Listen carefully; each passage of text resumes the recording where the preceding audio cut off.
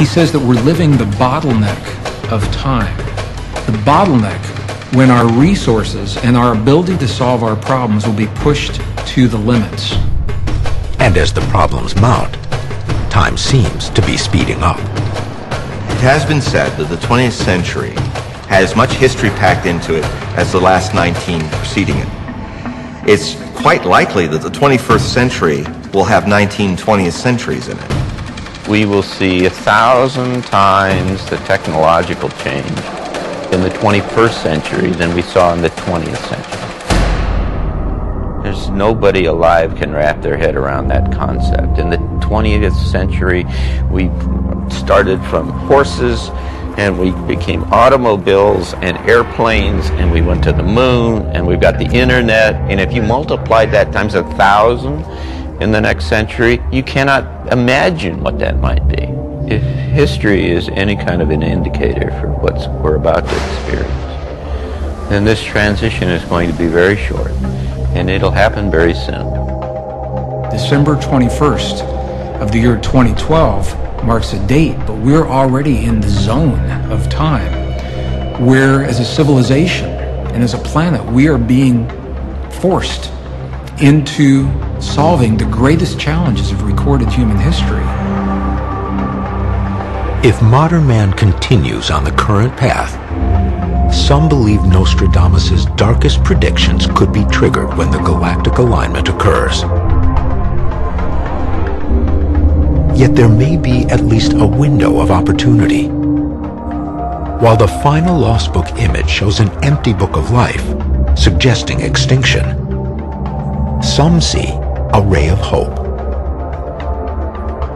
This is done by someone who knew what they were doing. That's why he's holding the book up to us. He's saying, it's your choice.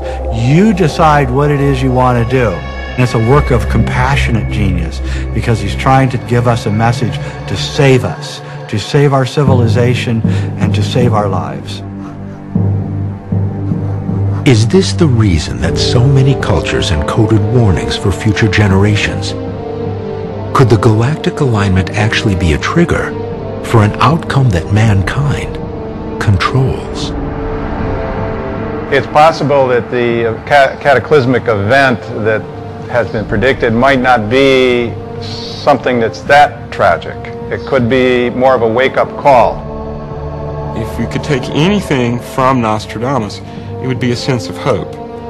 No matter how bad things get, no matter how bad the wars and the famines and the nuclear holocaust, humanity will survive. I think the question that we really must answer now is, do we have the courage to marry the wisdom of our past with the best science of today? Where will a spiritually based science lead us after December 21st of the year 2012? Some say that the ending of the Mayan calendar is itself a message of hope.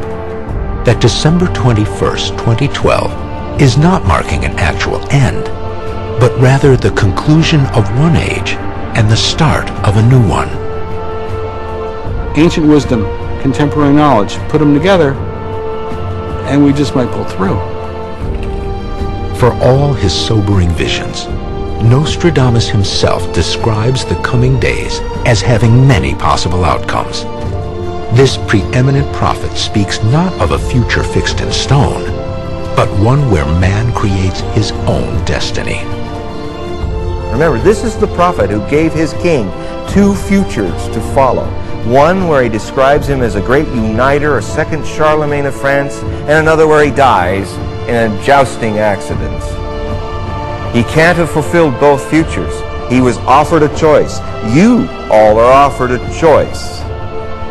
You either pave the way to a new humanity, or you wait, let somebody else fix it, and you all go down in an apocalypse. Cultures wax and wane. Civilizations rise and fall. Even the mighty prophet Nostradamus is, in the end, a mere mortal. But his immortal message lives on, prodding us to prevail together or perish. The transformation will be very difficult. cities and provinces will gain by the changes. Their hearts held high, prudence established, the cunning ones expelled, the sea, the land restored, as human harmony awakens. I really don't think that there will be any great shift on the morning of December 21st, 2012. The UFOs won't land, the comet won't hit that morning, but it'll be a point in which, looking back, we can all say, oh yeah, that's when it all ended. And that was the year in which the new Rome fell and the United States transformed itself, and hopefully we began to move forward towards some better future.